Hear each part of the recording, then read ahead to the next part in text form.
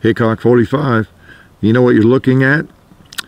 Those happen to be 22 Magnum rounds. You might not have even fired a 22 Magnum. Well, we're going to fire some today through the CMR-30. Is a 22 Magnum carbine. Okay, I fired one. I have fired the PMR-30, you know, the pistol version of this. Takes the same magazines, in fact, 22 Magnum, and it was kind of interesting. I didn't fire it extensively, but wanted to try this thing, so we're going to shoot it and try it together. I have fired it some, but we're going to shoot some more together, okay, if you'd like to do that. And holds 30 of these things, so let's put some in and take a couple of shots. Okay, 30 rounds. Pull out the stock. Might be advisable for me, you think? There we go. All right, why don't we just start out with a little pot smoking.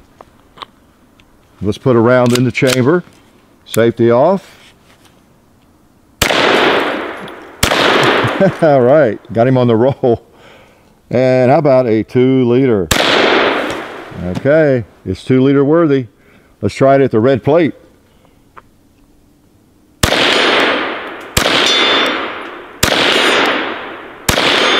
All right, I guess we'll put it on the gong.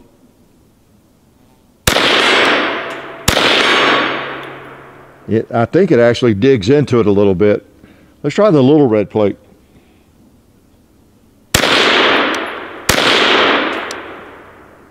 I think one of them might have hit it. There we go. Cool. And how about some soda?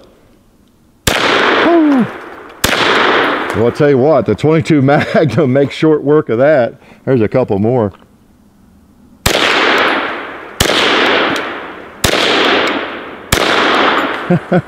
Oh, a couple more.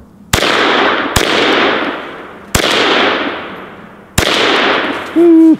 Nifty, nifty. Let's take a look at it. Interesting. Yeah, I guess we should have gone ahead and emptied the mag. We'll do that though. So yeah, this is the CMR-30.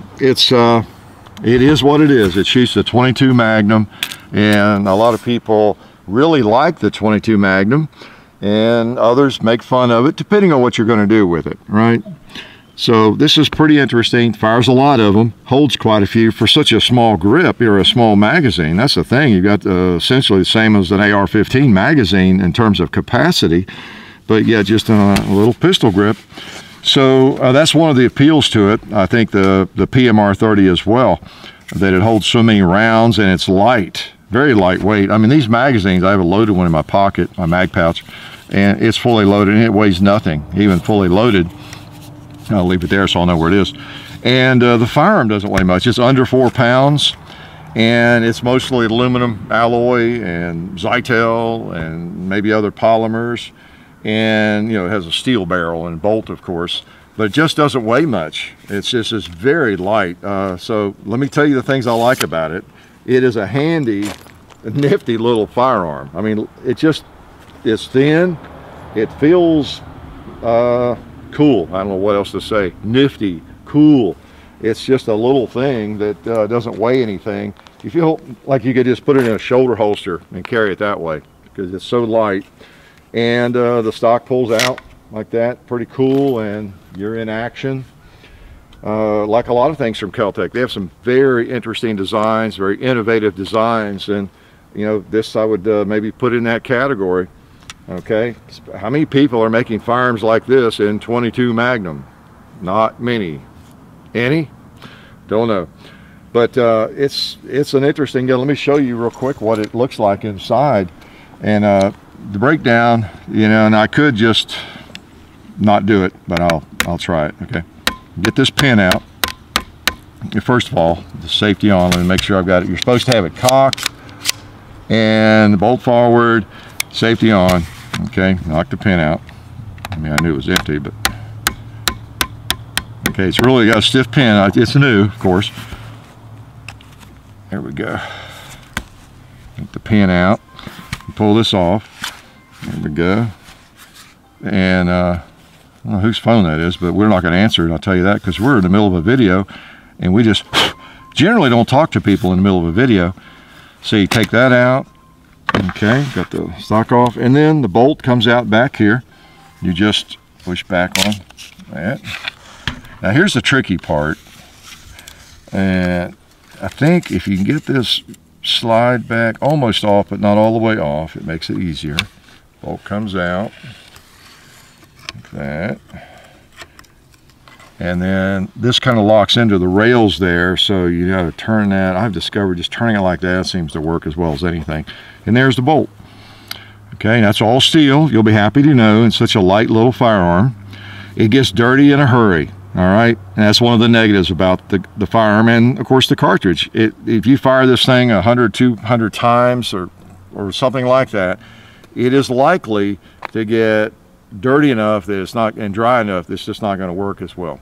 Okay, so reliability is kind of an issue with it, and if you look around the internet, that's what you'll see others seeing in terms of their experience, and it's kind of been my experience as well. See if I can get this back in, not too much trouble. Okay, all right, yeah. Now that is a trick. If you can get that in and out of there without pulling the slide. Now, even if you pull the slide all the way off, you can still, it just fits in those little rails and grooves, and it's not a big problem or anything. It's just easier if you don't. Okay, and you know what I did? I didn't get the, so I am going to have to take the bolt back out, because you've got to get those, it's got little ears on it to keep it in the rails. So I didn't reverse the procedure correctly. There we go, I think it's in there now. Now it's in the rails, and there we go. Now we're in business. Okay, so it's got to fit in the slot within the rails there. Okay, push that all the way forward. Okay, and then it doesn't matter, you can put the, I guess the slide, well, we won't do it yet because we're going to put the grip back on. And that slides back on. All right. Put the pin back in. It holds that. Now I'm going to use the old-fashioned method on that carefully. I'm going to use the hammer. Try not to miss the pin, there we go. And that's back on. And you lower the little lever there, and you can close up. Now to close the stock, well, first of all, to pull it out, you just pull. But if you want to close it up, you pull down on the little lever, and you know, then however far you want to take it in. All right, so that's the way it works, that's the way it looks. And again, if you do some research on the firearm, you'll find, now I don't know, maybe the newer ones, maybe this one is not as bad in terms of reliability as it gets dirty, and that's kind of typical of not any, but rimfire 22 in general, and then even rimfire 22 Magnum. So you get a lot of grit and a lot of dirt, and it's just a problem with it. I would not take it to battle, okay? But let me take a couple more shots. Let's empty that magazine. Let's take care of some water containers here. There we go. Safety off. We got the stock out. Put it on safe. Get the stock out all the way. Okay, I don't know why I had to hit the lever. You normally don't have to do that. I'm gonna close it again because it normally pulls all the way out. Okay, safety off. Hot smoke. Cool. All right, just had a couple of rounds, so it's empty. All right. Okay, and I have to have another magazine loaded. As I was saying about reliability, my experience with it, now it's going to get even dirtier with the suppressor on it, so that could make a difference sooner, you know, because if you know anything about suppressors, and if you've been watching our videos, you know how filthy the internals of a firearm get. Generally speaking, when you're using a suppressor, it just forces a lot of it back in there into the action. When I first got this, I've had it for a couple of weeks at least, longer I guess. At first I was having a lot of malfunctions, feeding problems with it. Okay, I reloaded the magazines much more carefully. I still had some malfunctions. I took the bolt out and cleaned it and oiled it, and that seemed to help. I had a couple of rounds where they weren't picked up. The rounds were not picked up, but it wasn't hanging up on me. And so then whenever I would shoot it, and I tried it several different times, I made sure I took it apart and it was clean and lightly oiled. And then it seemed to do okay. And I haven't had a situation since then where it did not pick up the round. All right, so I don't know, I fired it a couple hundred times, I guess. So that's kind of been my experience. We're not going to shoot 1,000 times and, you know, to determine all that, we can't. But check around, you'll see what I found was that a lot of people find it to be okay up until a certain round count, and then you'll start having problems with it. And you might have them before then. My problems seem to be related to just needing some lubrication, because I didn't do anything with it. It didn't seem like it was totally dry or anything, but just brushing it off, cleaning it, oiling it lightly, and that seemed to help it a lot. Okay, don't know, it's brand new. So just some things to be aware of with this thing. All right, now see how it does. Another 30 rounds. Okay, well, let's throw the ears away. How's that? Okay, let's go back to the red plate. Maybe I can hear it hit easier, provided I hit it.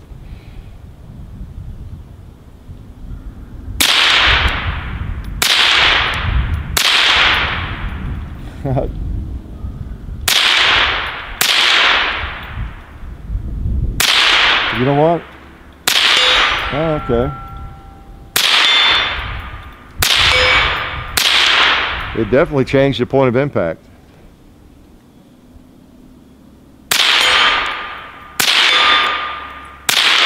Yeah, I get to hold a 6 o'clock hold to hit it now.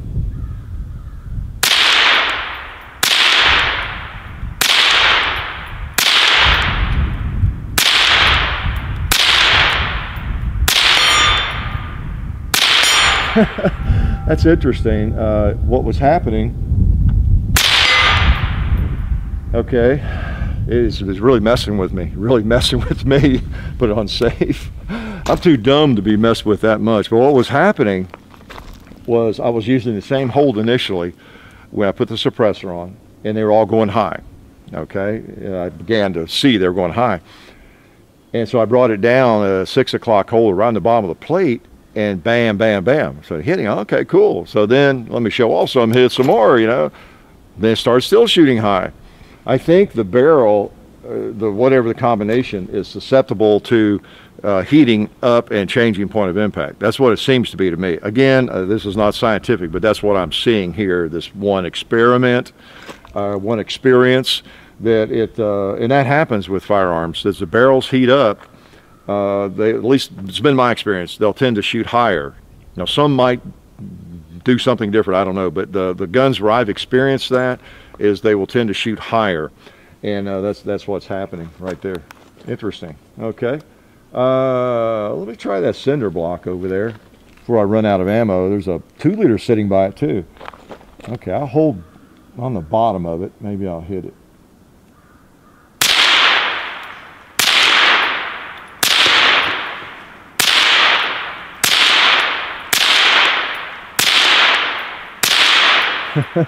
Well, we got the 2-liter.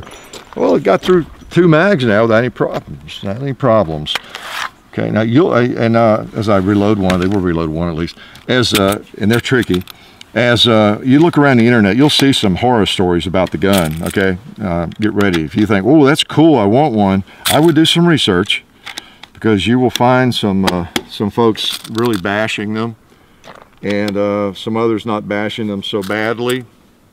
It just depends on your experience, okay, what you find and what an individual's experience is. Which brings me to some other points. I would not trust it as a defensive firearm. I don't know if anybody would be buying it for that reason. One reason I have the PS90 out here is, you know, if you want a little bullet like this trucking along pretty fast, and there's not a whole lot of difference in velocity, it just depends on your ammo. The PS90 is going to be maybe twice the money, but it's going to be more reliable. Okay, so if you want a lot of capacity and a fast little bullet, you might want to save your bucks and get a PS90. I don't know. It just struck me that they're kind of similar in some ways, and so I put it out on the table. By the way, I picked that up from a fellow who lent it to us. He had it up for sale. I couldn't resist, and but you know, ballistically there are a lot of similarities, again, depending on the ammo. And but when you move from a rimfire, Mac, was that nice? When you move from a rimfire to a centerfire, the world changes generally. And so I just, most people, even if you admit that, okay, yeah, it's a small bullet, but at least it's a bullet that can be very, very dangerous and deadly. Its reliability is a big issue with 22. That's the thing. Rimfire is just not as reliable generally as a centerfire. And so I would recommend, if you're thinking about a little carbine like this for defense, home defense, or whatever it might be, yeah, the PS90, or if you have a full auto, a P90, yeah, that would be better, okay? This, I don't think is reliable enough for me to, definitely not for me to depend on. So that brings us to the question, what would it be for? What would you do with it? Why would you buy it? Mainly just as a cool little gun. If you have any other lofty aspirations or intentions, purposes for it, I'm not sure what they would be, okay? So I don't know, I just would not trust it myself. I've had enough trouble with it, and we haven't had a lot today, but I've had enough reliability issues with it, and other people have, that I wouldn't recommend trusting it for that purpose, right? So let's try it some more here, see how it does. You're supposed to load the mags, make sure you don't get rim lock, make sure that the round you put in is in front of the one below that, and tap it every now and then. So it's a little bit tricky, and make sure you load these properly. And I have discovered if you do that properly, it seems to work. All right, so I don't need my ears. Make sure we're still tight. Yep. Okay. We got some things up close here that need taking out. I got a 2-liter.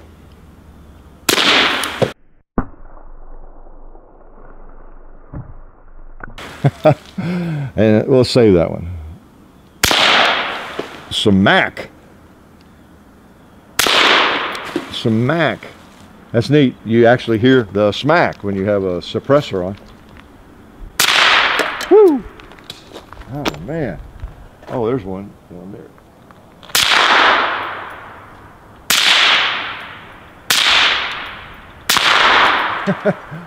Wow. And let's get this guy. Oh! Wow. That's something. I'm gonna go. Oh, I forgot. We've got one over there. I'll probably never hit it where my point of aim is wandering a little bit, but I'm gonna try it. He's over there by the gong. He's lying down, I think.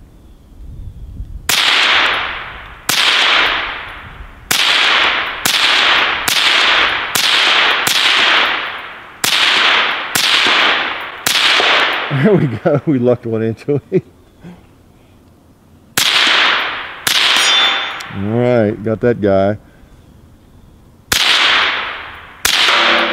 Boom.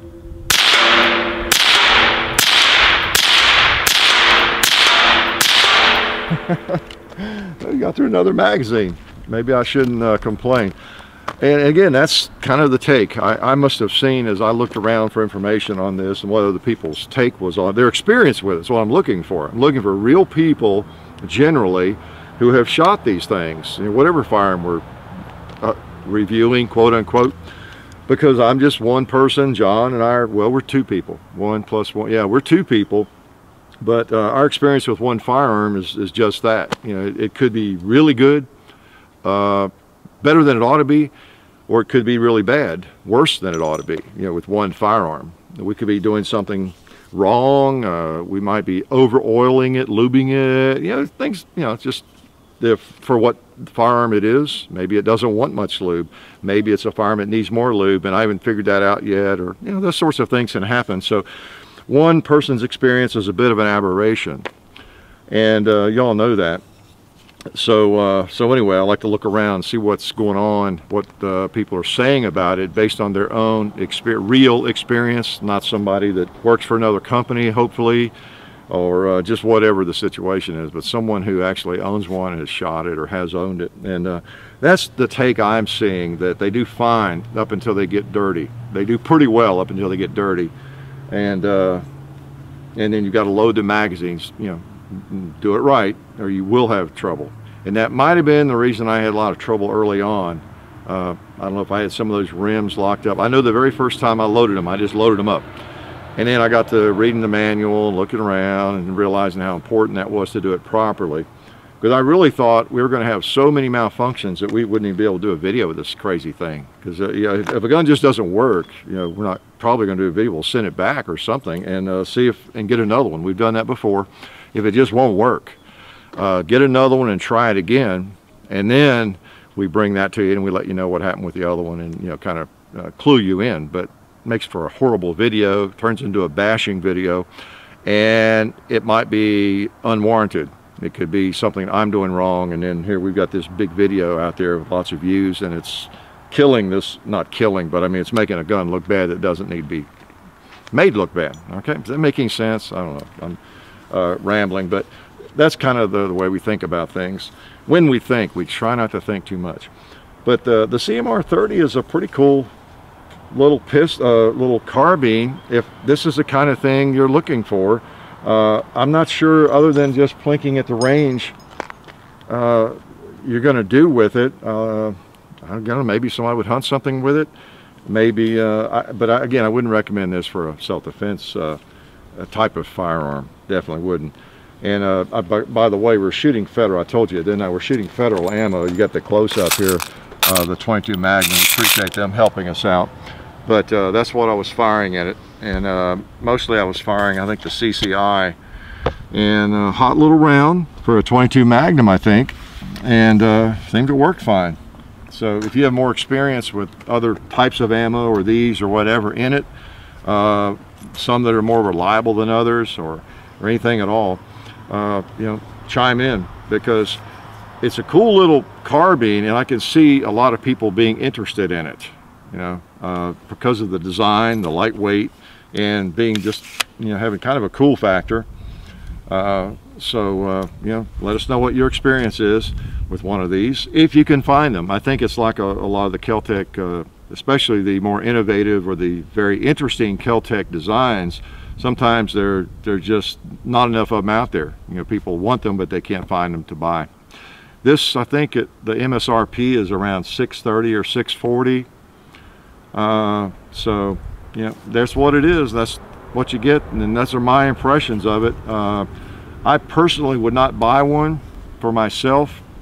I would rather save up and get something like the PS90 if I want a firearm that holds a lot of rounds. And that's kind of the similarities, right? I know that's double the price of this, but you have two fairly lightweight, compact carbines, that's the bullpup, I guess, but that hold a lot of little bullets. What it comes down to. So there is a similarity there, right? But you get 50 in that, you get 30 in this, and obviously for more money you get you get a better firearm. We all know that with FN, but still you got kind of the same principle here in a lot of ways. All right, so I don't know. Interesting little gun. Take that for what it's worth. The CMR-30, just kind of my impressions of it. Life is good.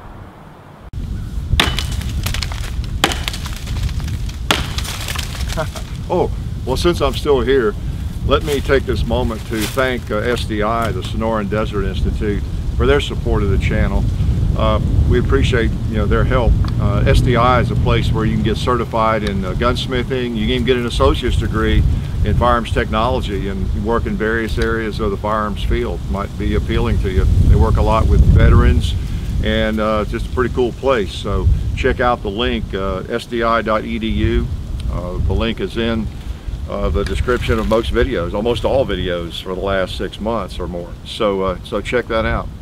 Also, while I have you, since I'm still here, be sure to check the links in all the descriptions, because we're on Full 30 now also with all the videos. So there's a link in the descriptions to Full 30, as well as of course our sponsors, SDI, budsgunshop.com, Federal Premium. So all the good information is there, as well as keep in mind that on Hickok 45 and Son, we have quite a few videos over there. John's doing the Gun Culture Radio Show over there. Check it out if you haven't done that yet. Our Facebook page, the Hickok 45 Facebook, the Hickok 45 and Son Facebook page. That's where we try to stay in touch with you and give you a little extra information. Even post pictures and a little video occasionally, just whatever. Mainly just a way to keep up with you all and provide some more information. We're not really Facebookers, but it's a pretty good system for that, even though most of us are not in love with Facebook, right? So check all that out, and you really had better check it out, because I might just have to come to your house and have a chat with you if you don't. And I expect to have coffee and donuts ready when I get there.